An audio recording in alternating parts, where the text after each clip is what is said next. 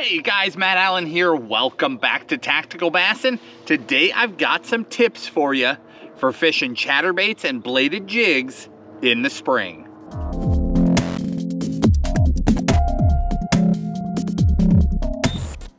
The chatterbait is one of the deadliest baits to come out in my lifetime. I would rank a chatterbait up there with an A-rig, the Senko, the drop shot, things that completely changed the face of bass fishing. Baits that came along, and when they hit, if you weren't throwing them, you weren't even in the game. You weren't even competing. The chatterbait is just an incredibly effective lure. If you guys are not familiar, it's essentially a jig. So it's a skirted jig with a blade on the front of it. And that blade, when you pull it through the water, chatters or rocks back and forth. That is the chatterbait. So a lot of vibration, a lot of flash, and then a great overall profile with a lot of secondary action. When that bait is underwater and you're working it, whether you're on a steady retrieve and that skirt's flowing around that trailer, or you're popping that rod, snapping it, and getting that bait to dart and cut and react, either way you go, it is just an incredibly effective fish catching lure. Now, in recent years, originally there was one chatterbait. After that, it got knocked off by everybody under the sun. Even though they had patents on it, it took them a while to clean all that up, but it became a category called bladed jigs. And in recent years, Z-Man has really broadened out. So like my main bait, there's a handful of chatterbaits and a handful of trailers that I use. 4 trailers, handful of baits. My main bait is the jackhammer. Okay, that's this guy here. Here's another one. The jackhammer is hands down the most refined of all the chatterbaits. So when you're trying to pick a chatterbait out, because again, there are a bunch. I'll just fly through here really quick. Here's the big blade, okay, compared to a jackhammer. Here's a cross eyes. Cross eyes has a little bit different hook, has a weed guard. You've got the Custom, a great budget option. You got the little mini max. And then you've got this guy here, the Stealth blade with that clear, smaller, downsized blade on it. You've got options. So they have branched out and created all these different things. So when I'm trying to figure out the right chatterbait for the job, oh, it feels like we got some wind coming. Hopefully that doesn't get too much. The right chatterbait for the job is all about vibration, and specifically how quickly the bait begins to vibrate. Because the main way that we fish a chatterbait, there's a few different ways, and I'm gonna get into those. Those are the main tips that I want to give you going into springtime.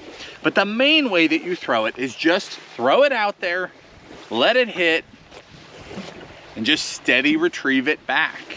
Now, we do all sorts of things, ripping, popping, bumping, and then there's some different retrieves.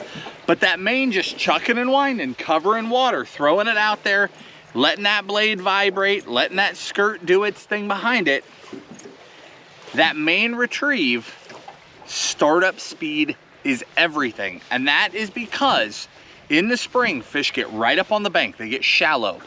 So let's say there's a stick up, there's a stump.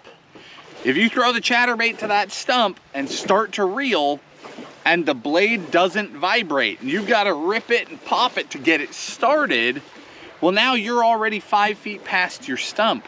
You completely missed the strike zone. You completely missed the most likely place where the fish was sitting. So when I choose one of these baits, I'm specifically looking for baits that start up immediately. That way I can fire right up to the bank, right up on a piece of cover, and the second I engage, that bait is doing what I need it to do. Because this time of year, I expect those fish to be right there on that cover. That's why I spend the vast majority of my time throwing the jackhammer. It is the most expensive of the options that I throw, but it's the most refined. It has a great snap, it has a great hook, great colors, right? All sorts of different color options. But the most important thing is that it's so refined that it has an excellent startup. Now, I will say, all of the ones that I throw have a great startup. That's why I throw them. But the jackhammer is the fastest of all. Let me talk about the differences in the chatterbaits, what we use each one for. Then we'll talk trailers. There's 4 trailers. Then I will talk retrieves and where we're throwing these, because that is the magic, okay?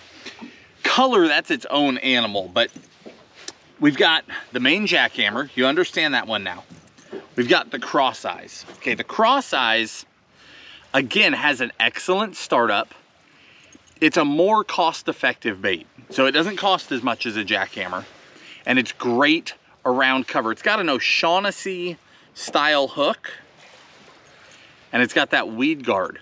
So if I'm throwing around wood, specifically if I'm throwing around a lot of laydowns, I throw this guy. I don't worry about it in grass, because in all honesty, if you are throwing in grass and your chatterbait gets bound up, it's not usually on the hook. It's usually between the head and the blade. So I don't worry about this for grass. I worry about it around wood.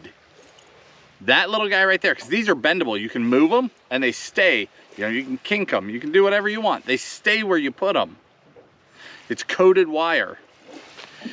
It's really effective for staying out of wood. These two came out this year. The two opposite ends of the spectrum, the big blade and the mini max. I think their purposes are probably obvious, but the big blade, springtime, muddy water, that's where that's gonna shine. Now, you can throw it all the time, but that big, wide, heavy vibration out of that bigger blade, that heavy thump, is great in muddy water. I mean, I've got this one set up for just the most obnoxious conditions you can get, right? It's got that flamethrower, big bite kamikaze on the back of it, just as obnoxious as you could get. Other end of the spectrum, you got the little mini max. This is all about matching the hatch. That's the little tiny 3.5 Spunk Shad on the back, because that bait is just a downsized profile. The deal here is about matching the size of the bait fish in your lake. If your bait fish are smaller, you throw that guy. The key to the mini max, there have been plenty of smaller chatterbaits before this. The key to this one is it's the first time that it's had a strong hook. It's a small hook, but it's a very heavy wire for its size. So this is a small profile that can still successfully land great big fish. That's why when these two came out, I think most people freaked out about this one. I freaked out about this one. I've been waiting for a smaller package with a solid hook, because there's a lot of times that I face the need to downsize, but in the past I had to go to hooks that I just wasn't comfortable with, and that one's awesome. The last two, this is that Chatterbait Custom. This guy is the most budget friendly option, and again, still has a great startup speed and a slightly smaller hook. It's a great downsized, like mid-sized profile, perfect for a 4.5, 4 1/4 size trailer, but just a great all-around budget option with some killer colors. And then last is this guy with the clear blade. The deal here, I think a lot of people missed the boat on this one. I crush big ones on this one. I throw this one when I'm not the only guy on the pattern. If I'm on the lake and I'm throwing a chatterbait and I come around the corner into another guy throwing a chatterbait, and I run to a new spot and I come around the corner and run into another guy throwing a chatterbait, I'm over it. Chatterbait comes off, jackhammer comes off, stealth blade goes on. It's a much tighter vibration. So if you've thrown a chatterbait a lot, you know when you're reeling, it's thump, thump, thump, thump, thump, thump, thump, thump. I mean, it's pulling back there. When you switch to the stealth blade, it's a much tighter vibration. Still a very heavy vibration, but completely different. I think guys that are used to the feel of a chatterbait, the stealth blade doesn't feel right to them. I have crushed them on this, and I've crushed them in muddy water on it. If other people are throwing a chatterbait, I immediately go to a stealth blade, and I get a lot of big bites on that guy right there. And I'm gonna tell you flat out, when it comes to color, if I could only have one to throw all year long, every lake, every situation, it's that right there. It's Green Pumpkin Shad. And I'm not specifically talking stealth blade, I'm talking any of the chatterbaits. If I could only have one, it's this Green Pumpkin Shad color, because you can pair it up to anything. You could throw a craw trailer on it and it mixes with the Green Pumpkin. You can throw Sexy Shad on it and it mixes with the white. You can make it look all sorts of different ways. So if you're just looking for that one half ounce, the half ounce size Green Pumpkin Shad, you're in business. Let's delve into color just a little bit and then we'll talk trailers. Color's all about matching the hatch, right? Big, bright, bold, obnoxious. We know that that's a major player in the spring. If your water's muddy, if you're getting those heavy spring flows, water's coming in, run to that water. If it's warm, if it's over 50 degrees, run to that water, throw those bright, bold, obnoxious colors. And then when that water lays down over the few days following a storm, those fish tend to spread out right up shallow, but they'll get on laydowns, they'll get on grass, they'll get on cover, fish it around, all that stuff. Bluegill.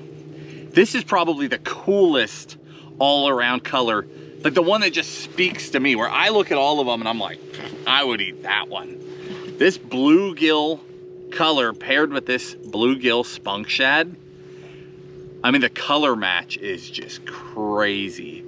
And I have caught them on that right there. So if you're on a lake where they're primarily eating bluegill and little panfish, killer color combination. You know, there's a lot of great shad options.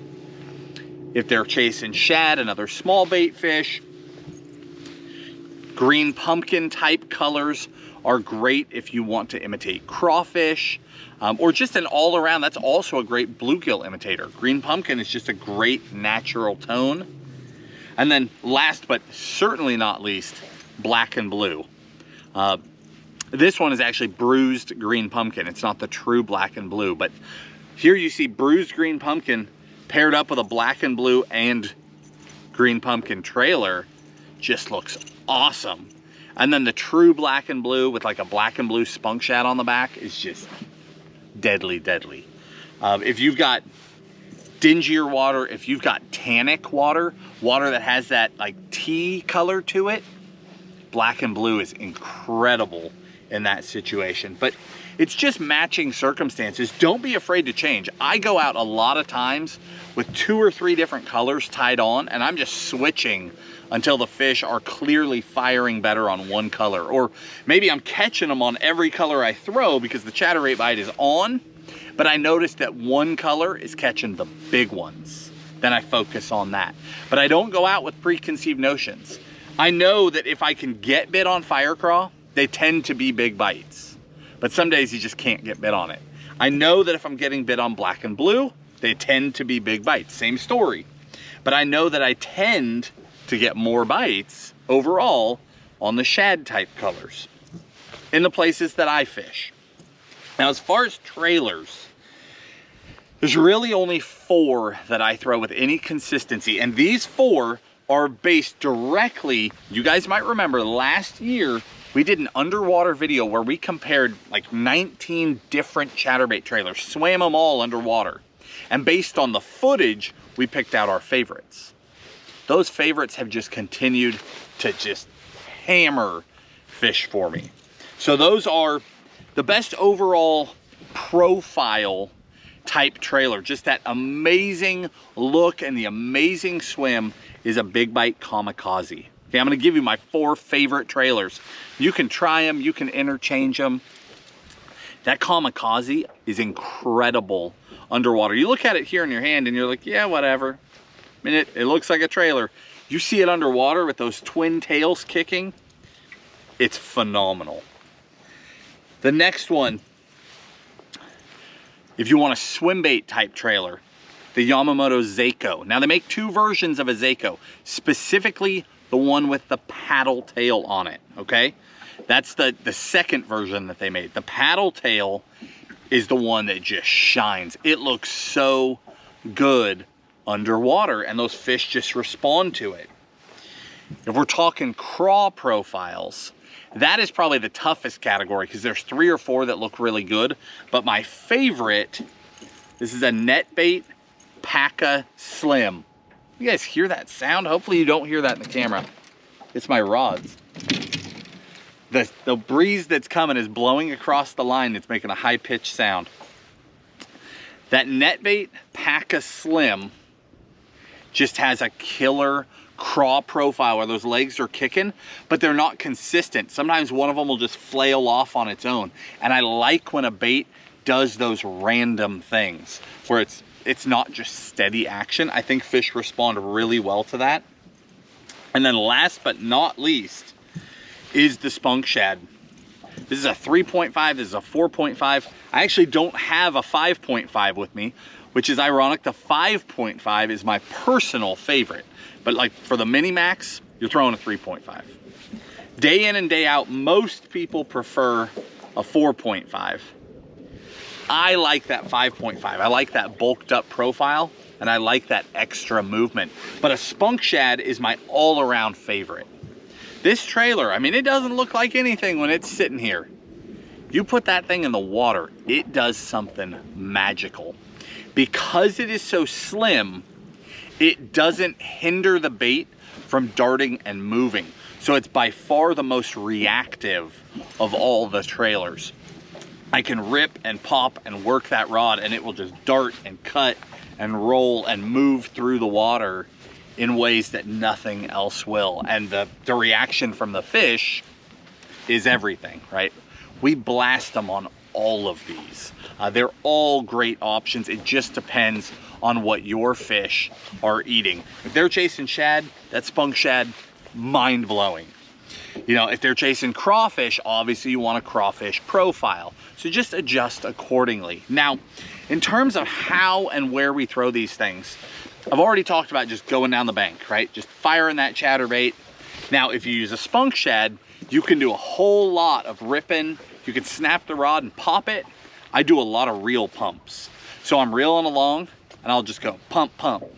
2 pumps. It knocks it out of place and then the next one really darts. That's when that bait will cut and then pop off to the side or go up or go down. It's completely random, but those extra darting motions get reaction bites. So I do a lot of steady retrieve and then just reel bumping it.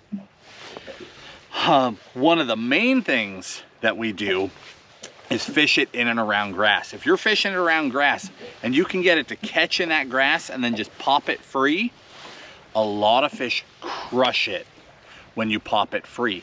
Now, I'm not gonna go deep into rods. I'll just link some of my favorites, but if you're gonna be fishing it around grass, the right rod is critical. You can throw a chatterbait on everything from a good jig rod to a good crankbait rod and everywhere in between, okay?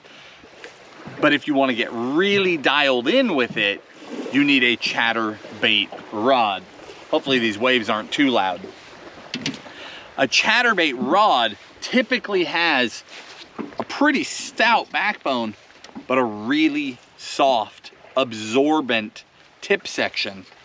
The reason why is when you're fishing that grass, if it binds up in the grass and you're throwing it on like a medium heavy or a heavy rod and you try to rip it free of the grass, it'll come zipping out of there. It'll just fire off. Well, if there's fish chasing it, when they bind up in the grass, the fish tend to get right there. When it breaks free, they eat it. Well, if it breaks free and just shoots off like a rocket, they usually let it go. It just blows out of the strike zone. But a softer tipped rod, you know, a dedicated chatterbait rod or a glass rod, like a glass cranking rod, when you break it loose, that rod tip has absorbed so much that it just comes back a little more subtly, and that thing almost stalls out as it breaks free of the grass. and that's when those fish hit it. So the rod will get you a lot more bites.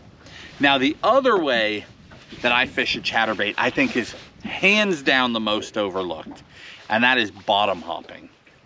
I spend a lot of time throwing a chatterbait, let it go to bottom, exactly like we do the lipless, where we reel up our slack and pull it with a lipless.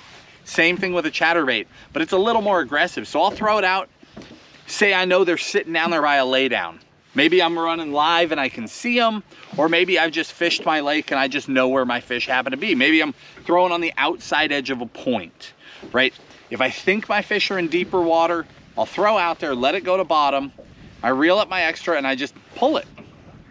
And that thing will vibrate up, it'll charge up, right? Jump up off the bottom and then fall back down. Jump up off the bottom, fall back down. I catch so many fish doing that, and I catch big ones doing it. I have 2 chatterbait fish over 10 pounds. The biggest one was a mid 11. Caught them both bottom hopping. It's a deadly technique. It's a lot like stroking a jig, if you're familiar with that technique, but you get that added vibration and they just react really well to it. And I think a lot of people forget to do it. So if I'm throwing up on top of a weed line, because a lot of times you get those hard weed lines in the lake. If I'm throwing on top of a weed line and I'm catching fish, great. But if my fish disappear or my bite stops, then I'll parallel outside the weed line, let it go to bottom, start doing that hop. Dunk! When they hit it, I mean, they eat it. That's a really, really fun way to catch them.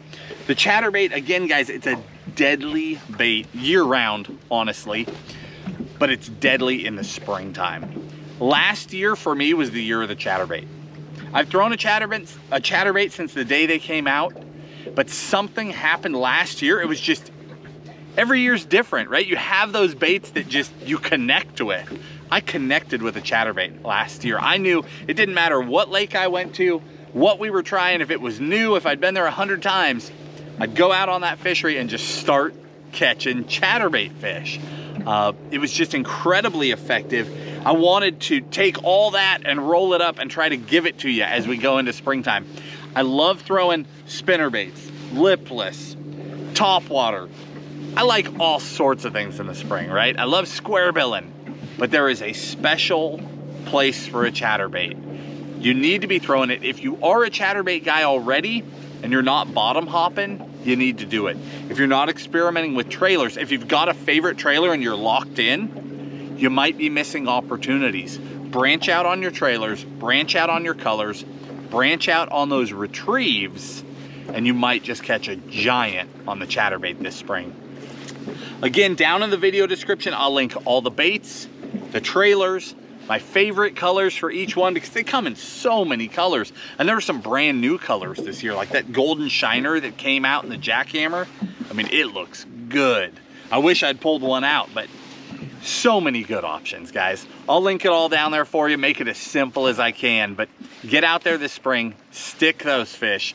We appreciate you. If you enjoyed the video, hit the like button, subscribe to the channel, and we'll talk to you soon.